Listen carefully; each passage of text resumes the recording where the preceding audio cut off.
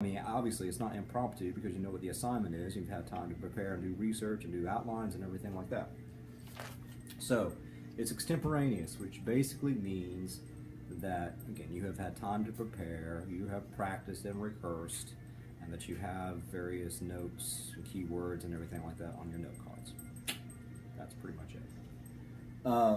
So, you know, just know that there's different types of delivery, and we're doing extemporaneous. And read the stuff starting on page 144 about extemporaneous stuff. I think that's important if you haven't already read that. And I also, again, I already said the stuff that I like about striving for nationalism and enthusiasm. Those 4 things at the beginning of the chapter I think are super cool. Continued. Okay, so what are we thinking about when we think about the voice or vocalics or paralinguistics? My dog is hacking something up. If you that's his paralinguistics. If you can hear that. Yeah, what was that? I know it. We're dealing with volume. We're dealing with pitch.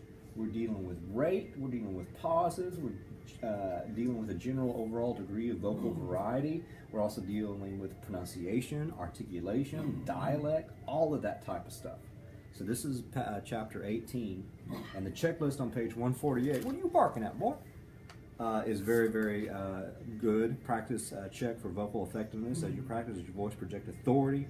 Is your voice too loud, too soft? Do you avoid speaking in monotone? Is your rate of speech comfortable for listeners? Do you avoid unnecessary vocal fillers like hum, you know, I mean? Do you use silent pauses for strategic effect? Does your voice reflect a variety of emotional expressions? Do you convey enthusiasm? So all these things are things that I'll be looking for.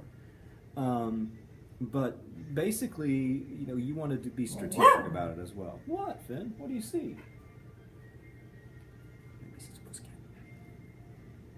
You know, you want to be strategic about this, and you can actually use your note cards to put delivery cues. By the way, the thing on note cards, you can use as many as you want to. In fact, I've got note cards right here that are fun. Just I always have note cards just because they're fun.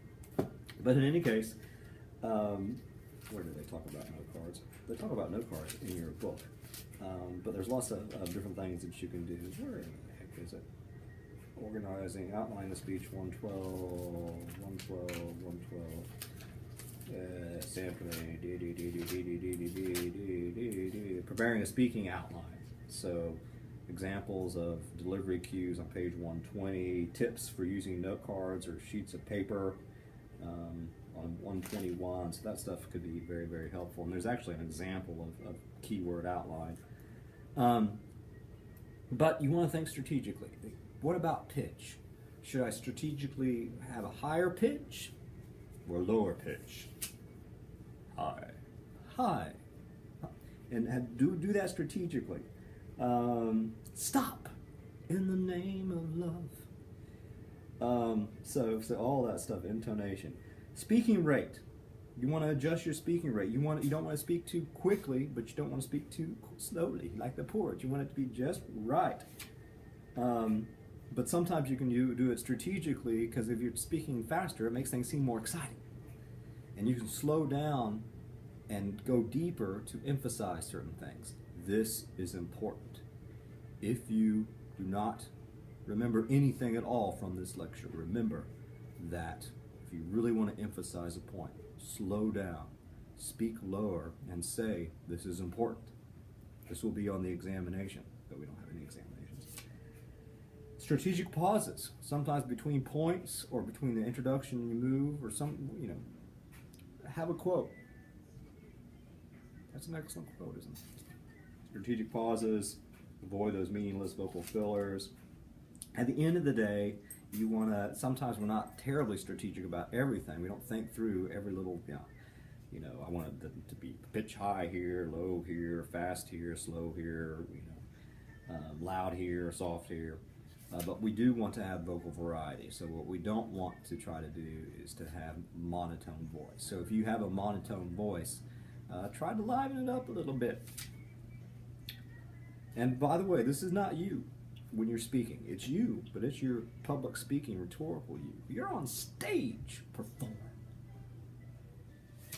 Okay, And it talks about pronunciation, articulation, and make sure. That's one of the big differences between papers and speeches as well. I know the drill. I mean, you find synonyms and stuff like that that make you sound all fancy in papers. But if you do the same thing, and then you try to pronounce it, and you mispronounce a word, then that impacts your credibility. So does plagiarism? Don't plagiarize. Dialect. I hate that stuff. It doesn't really matter. It's all contextual, but we know that people have certain perceptions of people depending on their dialect. This is not dialect classes. Whatever. Okay, and then we're thinking about the body. That is the kinesics.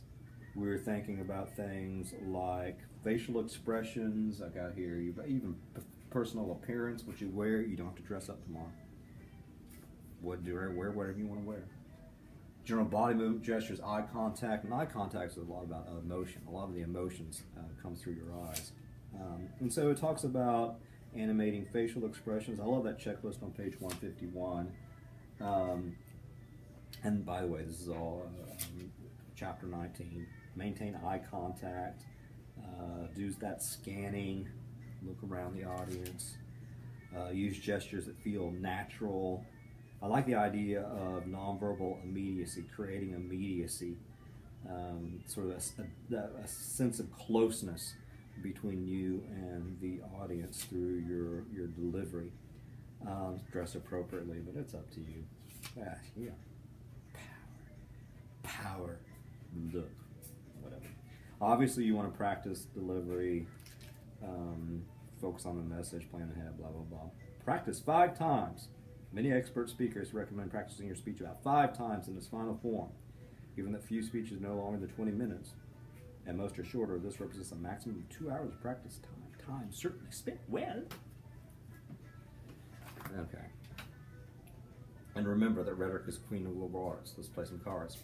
Here's the thing that I would do if I were you. Again, I don't expect perfection. I just want you, and I know you'll be nervous, and I want you to just get through it. So, and everything's going to be aces.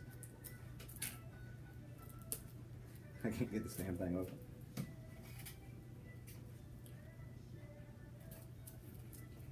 Okay, you're going to spend like a minute just watching me try to open the note cards.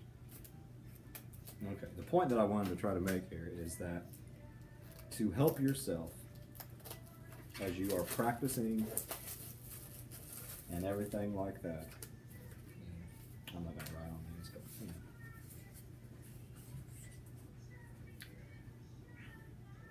you might have a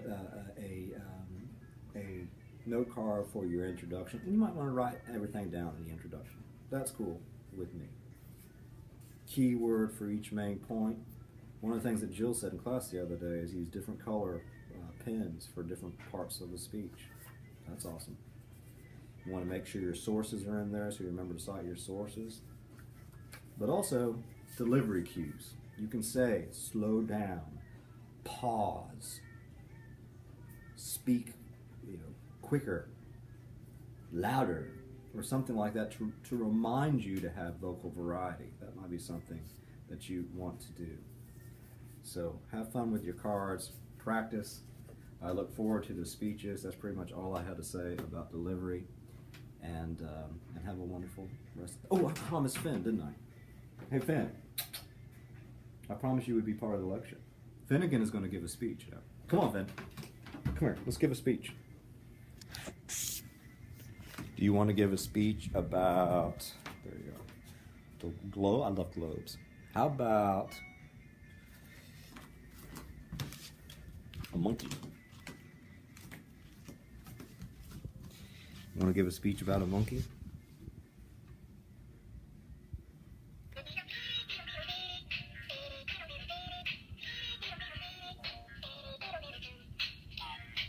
Hey, you eating the monkey. Finn, you want to eat the monkey? Finn, you're not going to give a speech? Are you scared? Okay. Say bye-bye. Say bye-bye. Bye-bye.